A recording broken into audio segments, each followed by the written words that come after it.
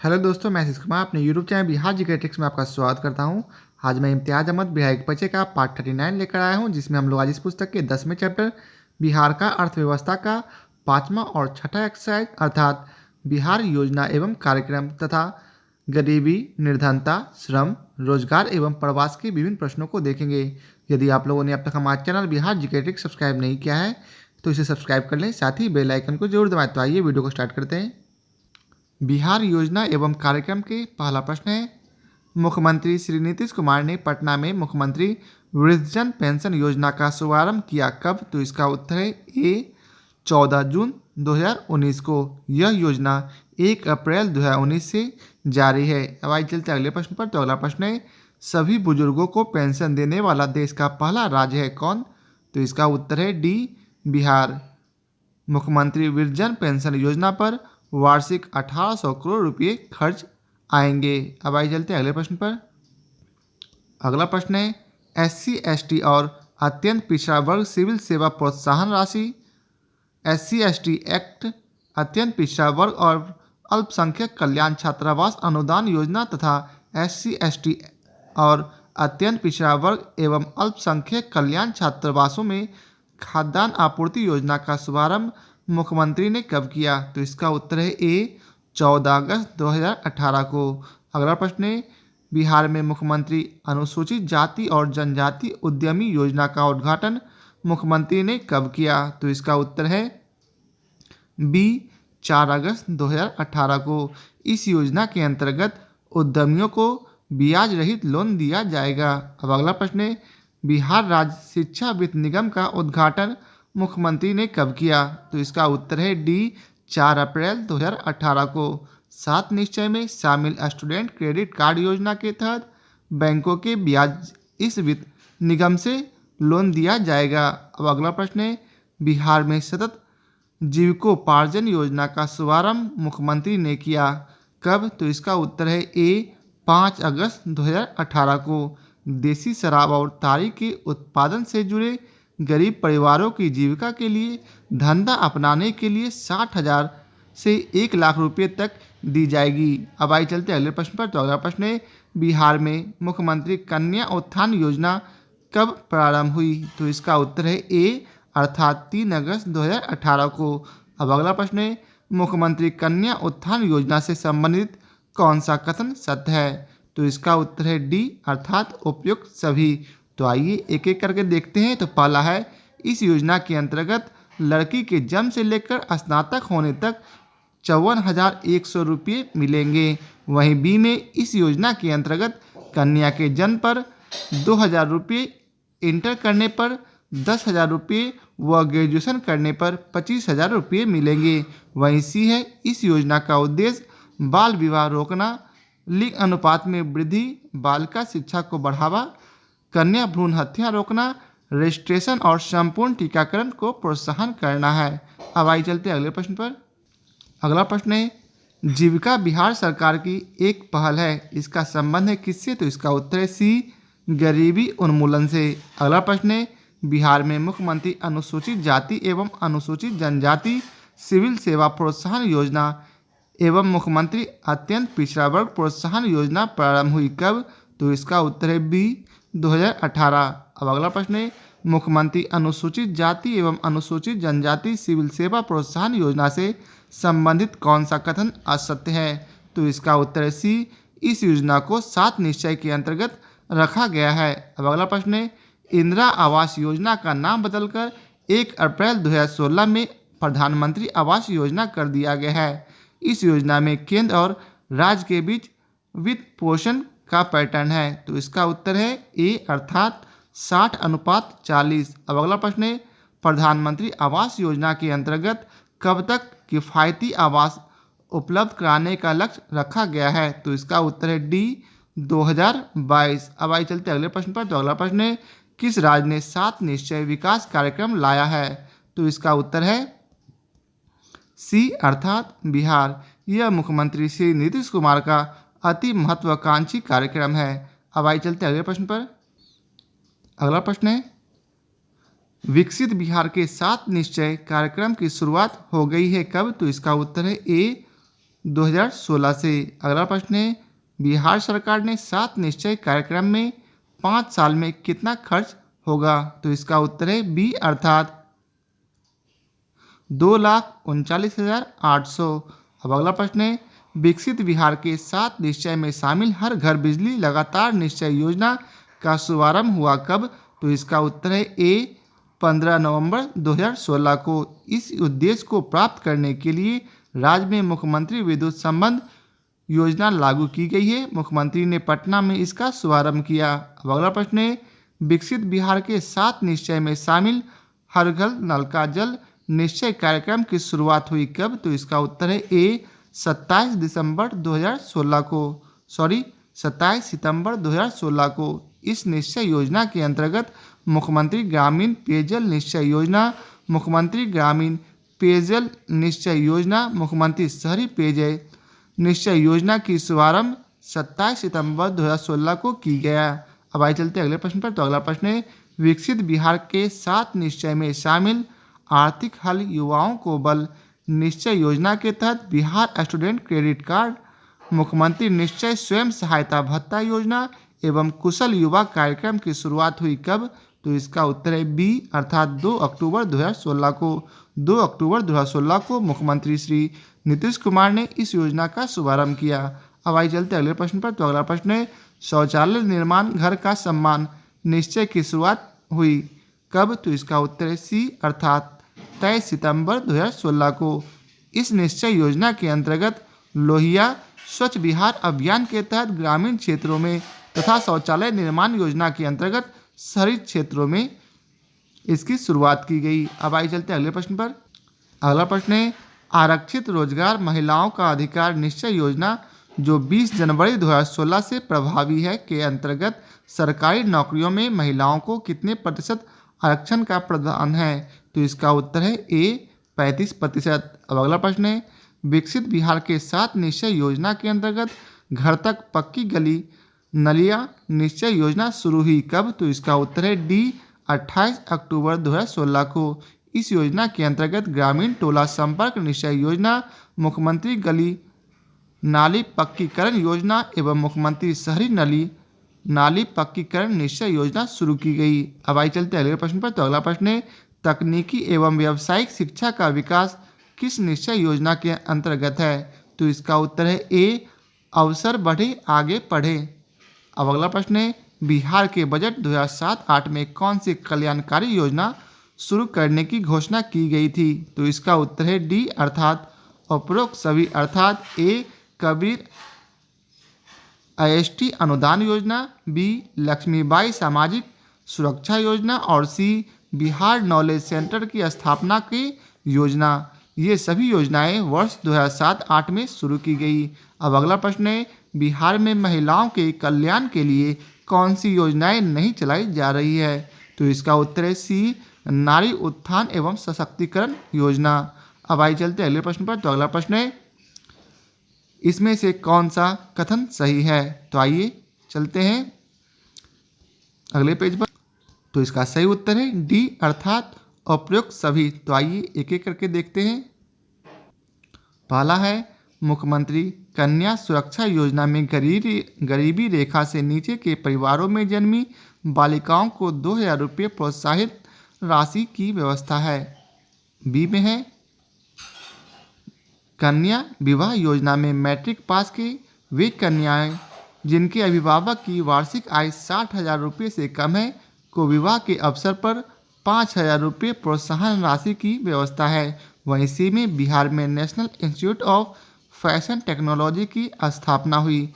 अब आइए चलते अगले प्रश्न पर। तो अगला प्रश्न है, बिहार सरकार द्वारा मुस्लिम महिलाओं के लिए कौन सी रोजगार परक प्रशिक्षण कार्यक्रम चला रही है? तो इसका उत्तर है बी हुनर। अब अगला प्रश्न है, बिहार सरकार में चलाई जाने वाली लक्ष्मीबाई सामाजिक सुरक्षा योजना से संबंधित कौन सा तथ्य सही है? तो इसका उत्तर है डी उपरोक्त सभी अर्थात ए में यह बिहार सरकार की अपनी योजना है और 100% राशि राज्य सरकार द्वारा अंशदान किया जाता है। वहीं बी में इस योजना के अंतर्गत 18 वर्ष या उससे अधिक आयु की वैसी विधवा जिनकी वार्षिक आय 60,000 रुपये से कम है आते हैं। वहीं सी में यह योजना वर्ष 2007 में आरंभ किया गया है। अब अगला प्रश्न है, बिहार में मुख्यमंत्री कन्या विवाह योजना से संबंधित कौन सा कथन सत्य है? तो इसका उत्तर है डी, उपरोक्त सभी, अर्थात इस योजना का लाभ मंत्रिपरिषद की स्वीकृति की तिथि अर्थात 22 नवंबर 2007 के पश्चात संपन्न विवाह के लिए दिया जाएगा। वहीं बी में ग्रामीण एवं शहरी क्षेत्रों के वैसे परिवार लाभार्थ होंगे जिनकी वार्षिक आय 60,000 से कम हो। वहीं सी में वैध पुनर्विवाह के मामले में यह अनुदान देय होगा। कन्या को विवाह के समय 5,000 रुपये दिए जाते हैं। अब अगला प्रश्न है, बिहार में मुख्यमंत्री कन्या विवाह योजना की शुरुआत हुई कब? तो इसका उत्तर है ए, 2007 से 8 ईस्वी में। अब आइए चलते हैं अगले प्रश्न पर। अगला प्रश्न है, बिहार में चल रही मुख्यमंत्री नारी शक्ति योजना के संबंध में कौन सा कथन सत्य है? तो इसका उत्तर है डी, उपरोक्त सभी, अर्थात ए में इस योजना की घोषणा वर्ष 2007 में हुई। बी में इस योजना का उद्देश्य राज्य की महिलाओं एवं किशोरियों का सामाजिक, आर्थिक एवं सांस्कृतिक सशक्तिकरण करना है।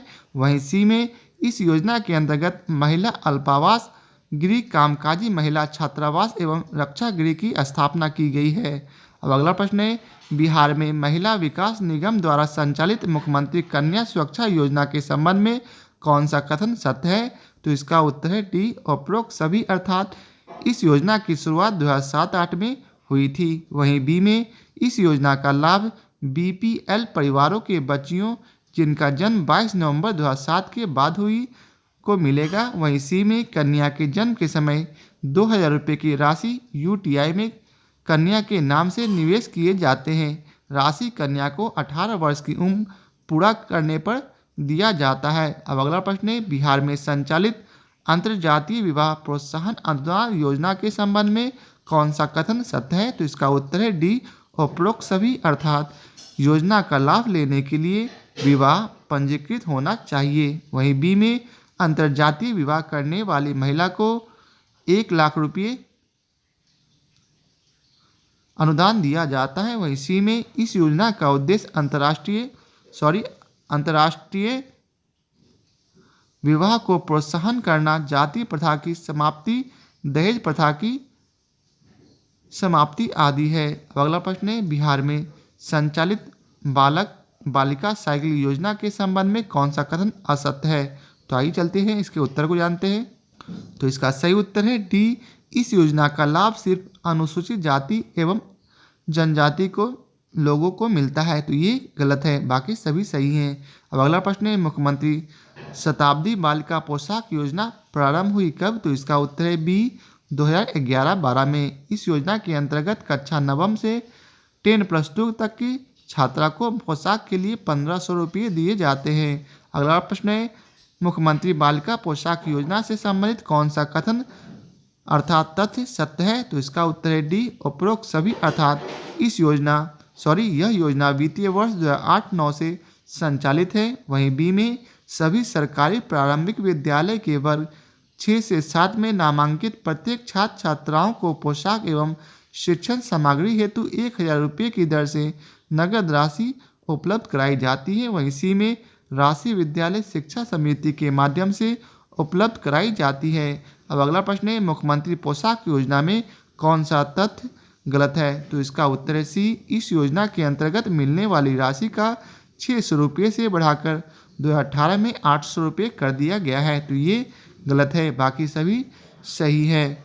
अब अगला प्रश्न है, लक्ष्मीबाई सामाजिक सुरक्षा पेंशन योजना से संबंधित कौन सा कथन सही है? तो इसका उत्तर है डी, अर्थात उपरोक्त सभी, अर्थात इसे वर्ष 2007 में आरंभ किया गया था। वहीं बी में बिहार सरकार की यह अपनी योजना है और सी में बीपीएल परिवार में आने वाले या 60,000 से कम आय वाली विधवाओं को 400 रुपये पेंशन का प्रावधान है। अब आइए चलते हैं अगले प्रश्न पर। अगला प्रश्न है, बिहार निःसत्ता पेंशन योजना से संबंधित कौन सा तथ्य सत्य है? तो इसका उत्तर है डी, उपरोक्त सभी, अर्थात बिहार सरकार की अपनी योजना है जिसमें 100% राशि राज्य सरकार देती है। वहीं बी में यह पेंशन योजना वर्ष 2007 से लागू हुआ और सी में शारीरिक रूप से निःशक्त लोगों को 400 रुपये की पेंशन दी जाती है। अब अगला प्रश्न है, कबीर अंत्येष्टि अनुदान योजना के संबंध में कौन सा कथन सत्य है? तो इसका उत्तर है डी, उपरोक्त सभी, अर्थात ए, इसे वर्ष 2007 में प्रारंभ किया गया था। बी, यह राज्य सरकार की योजना है। सी, बीपीएल परिवार के किसी भी आयु के व्यक्ति की मृत्यु पर उनके अंत्येष्टि क्रिया हेतु परिवार को 3,000 रुपये की सहायता राशि दी जाती है। अब अगला प्रश्न है, मुख्यमंत्री परिवार लाभ योजना संबंधित है किससे? तो इसका उत्तर है ए, बिहार से। अगला प्रश्न है, बिहार में मिशन मानव विकास योजना चलाई जा रही है कब से? तो इसका उत्तर है ए, 2015 से। अगला प्रश्न है, बिहार में मुख्यमंत्री निःशस्त्रजन विवाह प्रोत्साहन योजना कब शुरू हुई? तो इसका उत्तर है सी, 2016 से 17। अगला प्रश्न है, महादलित विकास मिशन की शुरुआत बिहार में कब हुई? तो इसका उत्तर है बी, 2007 में। अगला प्रश्न है, बिहार में जननी एवं बाल सुरक्षा योजना का शुभारंभ कब किया गया? तो इसका उत्तर है ए, 1 जुलाई 2006 को। अगला प्रश्न है, स्मार्ट सिटी मिशन के लिए बिहार के किन शहरों का चयन हुई? तो इसका उत्तर है बी, अर्थात पटना, भागलपुर, मुजफ्फरपुर, बिहार शरीफ। अब आइए चलते हैं अगले प्रश्न पर। अगला प्रश्न है, बिहार में मुख्यमंत्री अत्यंत पिछड़ा वर्ग मेधावृत्ति योजना शुरू हुई कब? तो इसका उत्तर है सी, 2008-9 से। बीएसईबी की 10वीं की परीक्षा में प्रथम श्रेणी से उत्तीर्ण हर छात्र छात्राओं को 10,000 रुपये पुरस्कार स्वरूप दिया जाता है। अब अगला प्रश्न है, बिहार में मुख्यमंत्री अनुसूचित जाति एवं जनजाति मेधावृत्ति योजना शुरू हुई? तो इसका उत्तर है ए, वर्ष 2008-9 में। SC/ST के हर विद्यार्थी को 10,000 रुपये छात्रवृत्ति दी जाती है जो प्रथम श्रेणी में मैट्रिक में उत्तीर्ण हुआ है, और इंटर में प्रथम श्रेणी में उत्तीर्ण को 15,000 रुपये दी जाती है। अब आइए चलते हैं, गरीबी, निर्धनता, श्रम, रोजगार एवं प्रवास के विभिन्न प्रश्नों को देखते हैं। तो आज का पहला प्रश्न है, ग्रामीण बिहार में वर्ष 2017-18 में श्रम शक्ति सहभागिता दर है कितनी? तो इसका उत्तर है ए, अर्थात 38.2%। वहाँ पुरुष 68.8% तथा महिला 3.9% है। अब अगला प्रश्न है, शहरी बिहार में वर्ष 2017-18 में पुरुषों की श्रम शक्ति सहभागिता दर है कितनी? तो इसका उत्तर है डी, 66.5%। शहरी महिला 6.4%। शहरी बिहार में वर्ष 2017-18 में श्रम शक्ति सहभागिता दर 38.2% है। अब अगला प्रश्न है, वर्ष 2017-18 में ग्रामीण बिहार में पुरुष के लिए श्रमिक जनसंख्या अनुपात है कितना? तो इसका उत्तर है ए, अर्थात 64%। कुल ग्रामीण जनसंख्या अनुपात 35.6% तथा महिला का 3.8% है। अब अगला प्रश्न है, वर्ष 2017-18 में ग्रामीण बिहार में बेरोजगारी दर है कितनी? तो इसका उत्तर है सी, 6.8%। ग्रामीण पुरुष 7% तथा महिला 2.3% है। अब अगला प्रश्न है, वर्ष 2017-18 में शहरी बिहार में पुरुष बेरोजगारी दर है कितनी? तो इसका उत्तर है बी, 9.3%। बिहार का कुल शहरी बेरोजगारी दर 9% तथा शहरी महिला 6.2% है। अब अगला प्रश्न है, वर्ष 2017-18 में बिहार में कितने प्रतिशत पुरुष स्वनियोजित थे? तो इसका उत्तर है सी, अर्थात 55.9%। अब अगला प्रश्न है, वर्ष 2011 में बिहार में सर्वाधिक प्रवास किसके कारण हुआ? तो इसका उत्तर है डी, विवाह। विवाह के कारण 75% काम या रोजगार और व्यवसाय के कारण 2.9% हुआ। अब आइए चलते अगले प्रश्न पर। अगला प्रश्न है, बिहार में कामकाजी पुरुषों को रोजगार उपलब्ध सर्वाधिक किस क्षेत्र में हुई? तो इसका उत्तर है ए, अर्थात कृषि, वानिकी एवं मत्स्य में। कृषि, वानिकी एवं मत्स्य खेत में 44.6%, निर्माण में 17.1%, थोक खुदरा व्यापार वाहनों की मरम्मत में 12.3% एवं विनिर्माण में 9.3% रहा। अगला प्रश्न है, वर्ष 2017-18 में बिहार में स्वनियोजित महिला श्रमिकों का अनुपात था कितना? तो इसका उत्तर है ए, 33.9%। महिलाओं को भी सबसे अधिक रोजगार कृषि एवं संबंधित क्षेत्र में मिला। अगला प्रश्न है, निम्न में से कौन सा कथन सत्य है? तो इसका उत्तर है डी, अर्थात उपरोक्त सभी। तो आइए चलते हैं एक एक करके देखते हैं। तो ये है, बिहार में स्वनियोजित महिला श्रमिकों का अनुपात संपूर्ण भारत के अनुपात से काफ़ी कम था। वहीं बी में बिहार में पुरुष श्रम शक्ति के लिए बेरोजगारी दर संपूर्ण भारत के स्तर से अधिक थी, लेकिन महिलाओं के लिए यह संपूर्ण भारत से कम था। वहीं सी में ग्रामीण बिहार में पुरुषों के लिए श्रमिक जनसंख्या अनुपात संपूर्ण भारत के औसत से कम था। अब अगला प्रश्न है, बिहार सरकार द्वारा मुस्लिम महिलाओं के लिए कौन सी रोजगार परक प्रशिक्षण कार्यक्रम चला रही है? तो इसका उत्तर है बी, हुनर। अब अगला प्रश्न है, वर्ष 2011 के जनगणना के अनुसार बिहार में आबादी के आर्थिक वर्गीकरण से संबंधित कौन सा कथन सत्य है? तो इसका उत्तर है डी, अर्थात उपरोक्त सभी, अर्थात ए, बिहार में दीर्घकालीन कार्यरत व्यक्ति इतना है। वहीं बी में बिहार में गैर कार्यरत व्यक्तियों की संख्या इतनी है। अगला प्रश्न है, बिहार में कुल कार्यरत व्यक्तियों की संख्या इतनी है। अब आइए चलते हैं अगले प्रश्न पर। तो अगला प्रश्न है, बिहार राज्य में दीर्घकालीन कार्यरत व्यक्तियों का कुल कार्यरत व्यक्तियों में कितना प्रतिशत वर्ष 2011 के जनगणना के अनुसार है?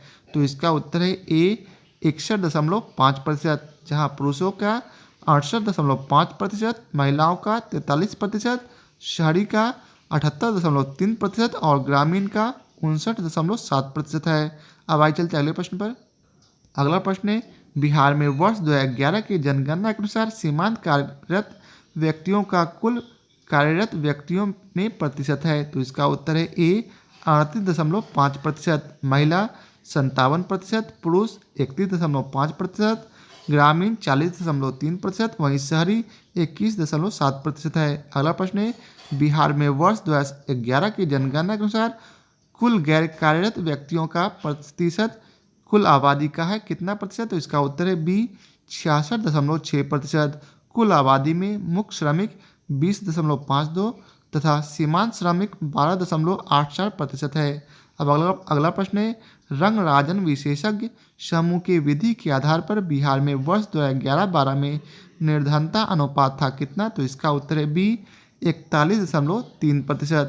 बिहार में निर्धनों की संख्या 438.1 लाख, वहीं ग्रामीण निर्धनता 40.1% और नगरीय निर्धनता 50.8% है। अब अगला प्रश्न है, बिहार में वर्ष 2011 की जनगणना के अनुसार कुल कार्यरत व्यक्तियों का प्रतिशत कुल आबादी का है? तो इसका उत्तर है सी, 33.4%, ग्रामीण 34%, शहरी 23.2%, पुरुष 46.5% तथा महिला 19.1% है। अब अगला प्रश्न है, जिला नियोजन एवं विकास परिषद का अध्यक्ष होता है कौन? तो इसका उत्तर है बी, जिला विकास पदाधिकारी। अगला प्रश्न है, बिहार में प्रथम जिला नियोजन का गठन हुआ कब? तो इसका उत्तर है डी, मुंगेर जिला में। अगला प्रश्न है, बिहार में राज्य योजना का प्रारूप तैयार किया जाता है? तो इसका उत्तर है सी, राज्य नियोजन परिषद द्वारा। अब अगला प्रश्न है, बिहार राज्य में गरीबी का मुख्य कारण है? तो इसका उत्तर है डी, अर्थात उपरोक्त सभी। तो आइए एक एक करके देखते हैं। तो पहला है अर्थ बेरोजगारी एवं कृषि का परंपरागत स्वरूप, वहीं दूसरा है भूमि सुधार का अभाव और तीसरा है गरीबी उन्मूलन कार्यक्रम का गलत लक्ष्य निर्धारण एवं कार्यक्रम क्रियान्वयन में व्याप्त भ्रष्टाचार। अब अगला प्रश्न है, बिहार राज्य में गरीबी रेखा के नीचे लोगों की अधिकतम संख्या होने के कारण है क्या? तो इसका उत्तर है डी, उपरोक्त सभी, अर्थात ए, भूमि सुधारों की असफलता, बी, राजनीतिक इच्छा शक्ति का अभाव और सी, श्रमिक वर्ग की अधिक संख्या। अगला प्रश्न है, वर्तमान में भारत सरकार द्वारा बिहार के कितने जिलों में महात्मा गांधी राष्ट्रीय रोजगार योजना मनरेगा चलाई जा रही है? तो इसका उत्तर है ए, सभी 38 जिलों में। अब अगला प्रश्न है, यहाँ आपको मिलान करना है, तो इसका सही उत्तर है ए, कृषक मजदूर कितने प्रतिशत है? तो इसका उत्तर है 52.8%। वहीं कृषक अर्थात किसान कितने हैं? तो इसका उत्तर है 20.7%। वही सी है, कुटीर उद्योग मजदूर कितने हैं? तो इसका उत्तर है 4.1%। और अन्य मजदूर कितने हैं? तो 3 नंबर अर्थात 22.4%। बिहार में कामगारों का सर्वाधिक प्रतिशत कृषक मजदूर अर्थात 52.8% है।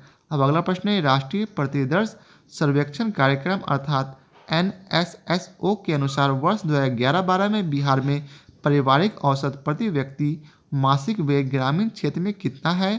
तो इसका उत्तर है बी, अर्थात ₹4। शहरी औसत प्रति व्यक्ति मासिक व्यय 1396.7 रुपये। इसमें शहरों में 52.9% एवं ग्रामीण में 64.7% भोजन का हिस्सा है। अगला प्रश्न है, बिहार में श्रमिकों की सहभागिता दर संपूर्ण भारत की तुलना में कितनी है? तो इसका उत्तर है ए, काफ़ी कम है। अब आइए चलते अगले प्रश्न पर। अगला प्रश्न है, केंद्र सरकार द्वारा गठित तेंदुलकर समिति के प्रविधि के अनुसार वर्ष 2009 से 10 में बिहार में गरीबी अनुपात देश के राष्ट्रीय औसत से कितना अधिक है? तो इसका उत्तर है सी, 23.7%, ग्रामीण 21.5%, शहरी 18.5% अधिक है। अगला प्रश्न है, जुलाई 2013 में योजना आयोग द्वारा जारी आंकड़े के अनुसार बिहार में 2011-12 में गरीबी रेखा से नीचे की आबादी का प्रतिशत है कितना? तो इसका उत्तर है सी, 33.7%, ग्रामीण 34.06%, वहीं शहरी 31.23% और कुल आबादी है 351.63 लाख। अब अगला प्रश्न है, वर्ष 1999 से 2000 में बिहार की गरीबी रेखा के नीचे का प्रतिशत था कितना?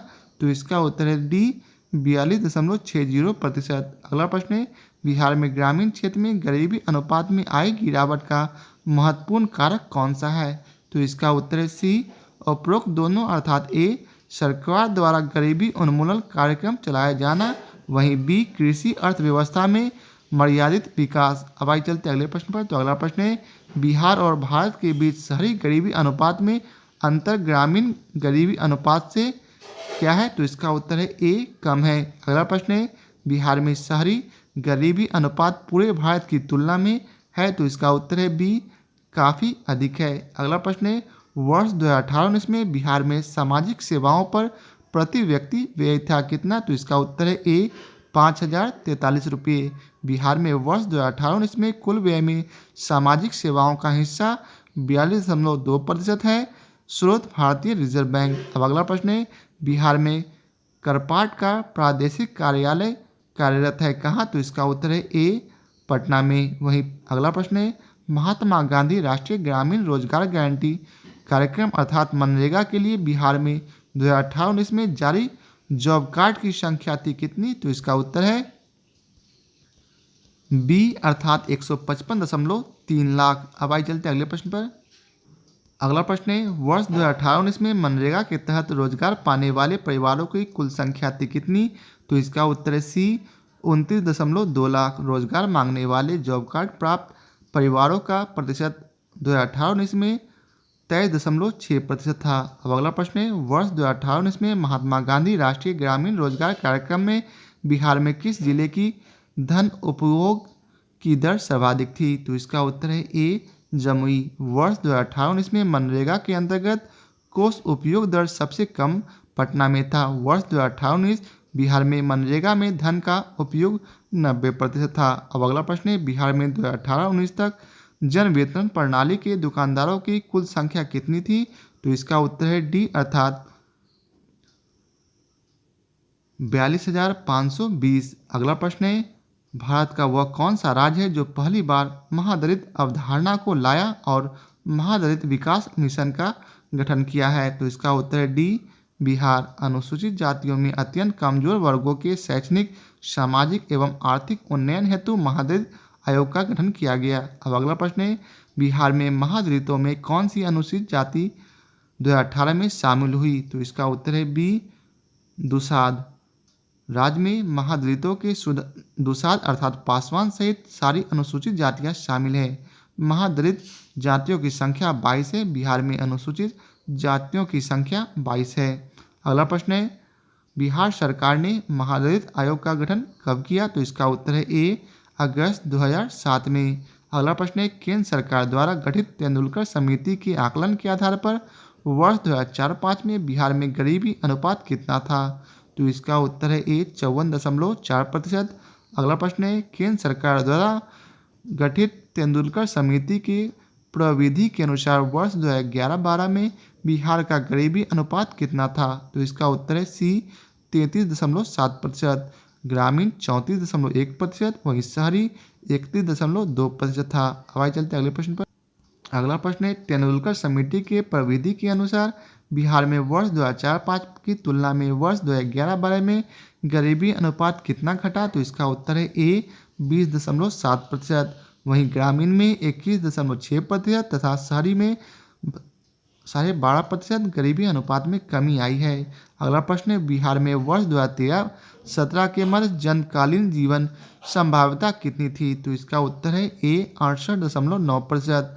पुरुष 69.2 वर्ष, महिला 68.6 वर्ष, कुल योग 68.9 वर्ष, संपूर्ण भारत का 69 वर्ष है। अब अगला प्रश्न है, बिहार में वर्ष 2006 से 10 की तुलना में 2013 से 17 के बीच जन्मकालीन जीवन संभाव्यता में कितनी वृद्धि हुई है? तो इसका उत्तर है डी 3.6 वर्ष।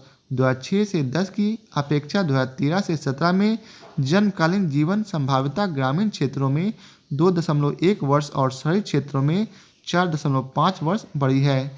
तो आज के लिए बस इतना ही। आशा करता हूँ आप लोगों को हमारा यह वीडियो पसंद आया हो। यदि आप लोगों को हमारा यह वीडियो पसंद आया हो तो इसे लाइक और शेयर जरूर करें। फिर मिलते हैं नए चैप्टर उद्योग के साथ। आज के लिए बहुत बहुत धन्यवाद।